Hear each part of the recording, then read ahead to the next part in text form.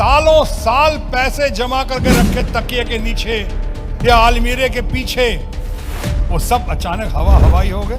सबसे बड़ी बात, हमारे माननीय प्रधानमंत्री ने खुद इस जीएसटी का घोर विरोध किया था जब मुख्यमंत्री थे। इस जमाने में तानाशाही है। जब तक आप बोलते जाएंगे, छुपाते जाएंगे, कारपेट डालते जाएंगे, तब तक आप सुनते जाएंगे चौकीदार चोर है, चौकीदार चोर है। वाकई कि चौकीदार चोर है। मैं देख रहा हूं sense of the mood, nation का मूड, आपका मूड, हमारे अपने बंगाल का मूड एक ही है, एक ही लक्ष्य है, एक ही उद्देश्य है, परिवर्तन परिवर्तन परिवर्तन, बेहतरी के लिए, नए नेतृत्व के साथ नई दिशा में चलने के लिए और सही दिशा में चलने के लिए।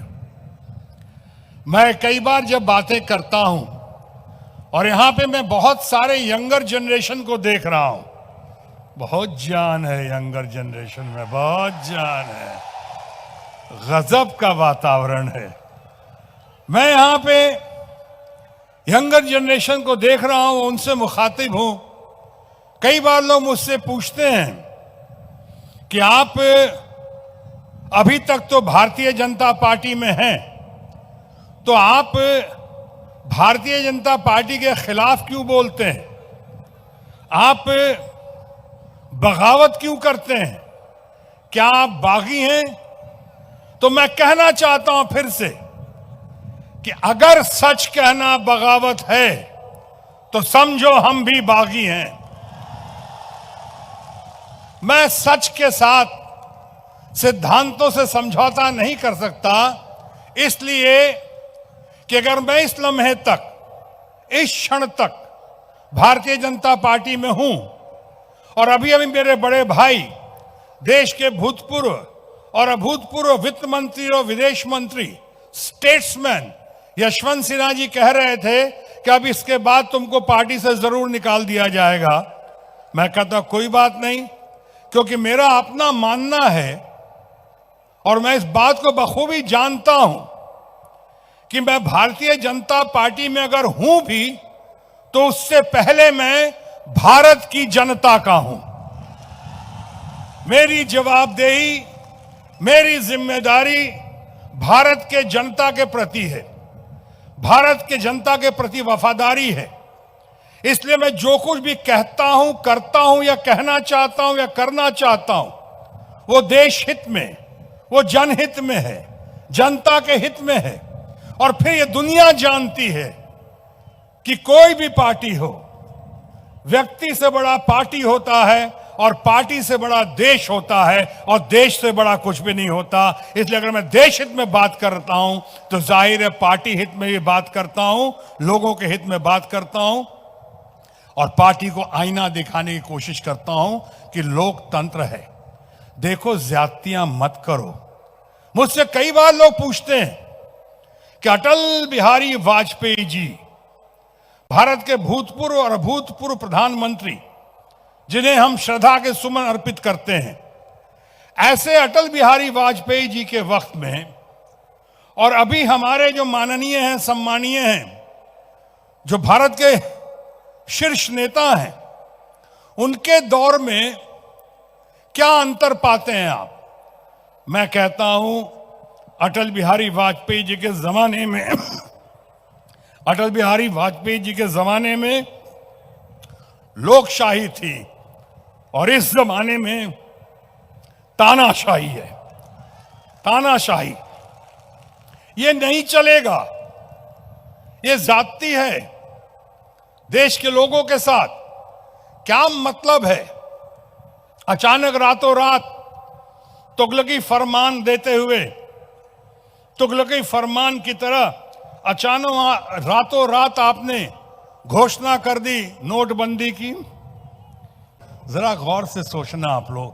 हमारे अपने घर की महिलाएं, माताएं, बहनें, जो सालों साल अपने पिता से, पति से, अपने घर वालों से छुपाकर, मगर अच्छी नीयत से, उन्हीं की दवा दारू के लिए, उन्हीं के शादी ब्याह के लिए, जिन्होंने सालों साल पैसे जमा करके रखे तकिए के नीचे या आलमीरे के पीछे, वो सब अचानक हवा हवाई हो गए।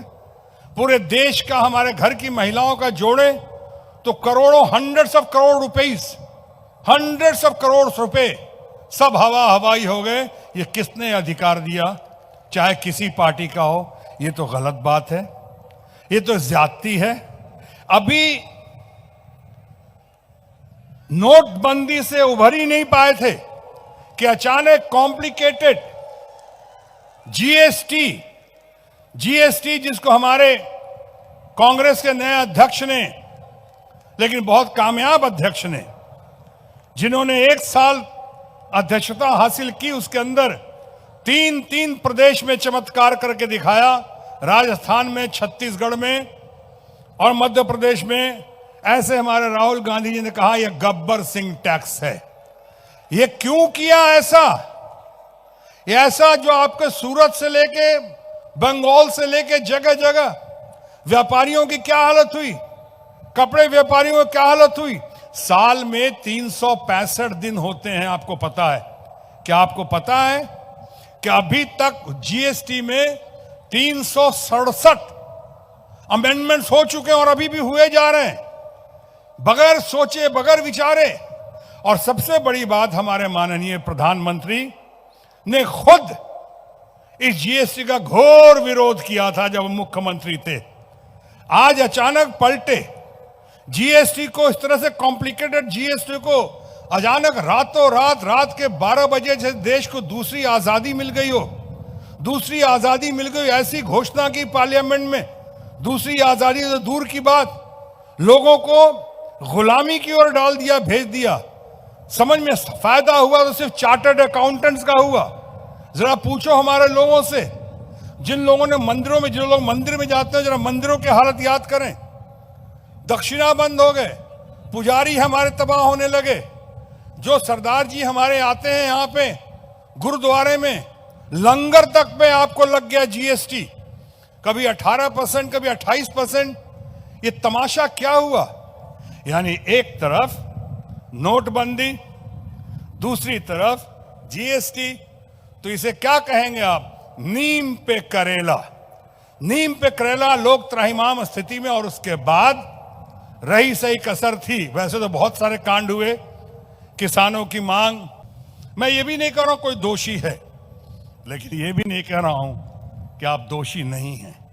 अगर इस तरह से आप बात दबाने की और छुपाने की कोशिश करेंगे तो देश की जनता कहेगी वाकई कि चौकीदार चोर है। ये 3 सवाल पे आप गौर करें, 3 सवाल का जवाब दे दें। और जब तक जवाब नहीं देंगे, जब तक बिहार की भाषा में आप थेथराई करेंगे, जब तक आप बोलते जाएंगे, छुपाते जाएंगे, कारपेट डालते जाएंगे, तब तक आप सुनते जाएंगे चौकीदार चोर है, चौकीदार चोर है। तब तक आप सुनते जाएंगे। इसलिए आइए, उठिए। हम जानते हैं ये इलेक्शन की घड़ी है, इलेक्शन की घड़ी है।